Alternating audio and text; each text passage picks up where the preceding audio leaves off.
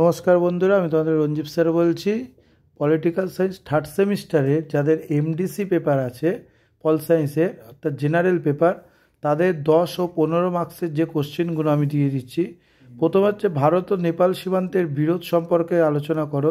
এই কোশ্চেনটা আর 2 নম্বরের কোশ্চেনটা, যেটা ভারত ও নেপাল সীমান্তের বিরোধের অবস্থান কল্পনা, এটা একই কোশ্চেন।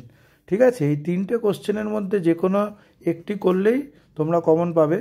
তারপরের কোশ্চেন হচ্ছে ভারতের ইউরোপীয় ইউনিয়ন সম্পর্কে আলোচনা করো। এই কোশ্চেনটা খুব ইম্পর্টেন্ট কোশ্চেন। তারপর 1947 সাল থেকে ভারতের পররাষ্ট্রনীতি বিবর্তন সম্পর্কে আলোচনা করো। হ্যাঁ, পররাষ্ট্রনীতি ভারতের, এটাও ইম্পর্টেন্ট আছে, এটা মডেল 1 থেকে দেওয়া হয়েছে। তারপর আছে ভারতের পররাষ্ট্রনীতির পর্যায়গুলি আলোচনা করো। দুটো কোশ্চেনের মধ্যে যে কোনো একটি 5 ও 6-এর মধ্যে করলেই কমন পাবে। তারপর হচ্ছে সাম্প্রতিক ভারত পাকিস্তান সম্পর্ক আলোচনা করো। ভারত পাকিস্তানের বিবাদ বা ভারত পাকিস্তান যে যুদ্ধ, সেটা কিন্তু একই কোশ্চেন এখানে। তারপর ভারতের এবং বিশ্ব বাণিজ্য অর্থাৎ WHO সম্পর্কে আলোচনা করো। ভারত ও ইসরায়েলের সম্পর্কে আলোচনা করো।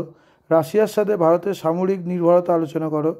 এই কোশ্চেন কিন্তু 10 মার্কস ও 15 মার্কসের দেওয়া হচ্ছে যাদের থার্ড সেমিস্টারে এমডিসি পেপার আছে। আর ভারত বাংলাদেশ সম্পর্কে আলোচনা করো। এই কোশ্চেনগুলো করো, তোমরা কমন পাবে। কারোর যদি পিডিএফ দরকার হয়, সে হোয়াটসঅ্যাপে নাম্বার দেওয়া আছে, হোয়াটসঅ্যাপে যোগাযোগ করবে।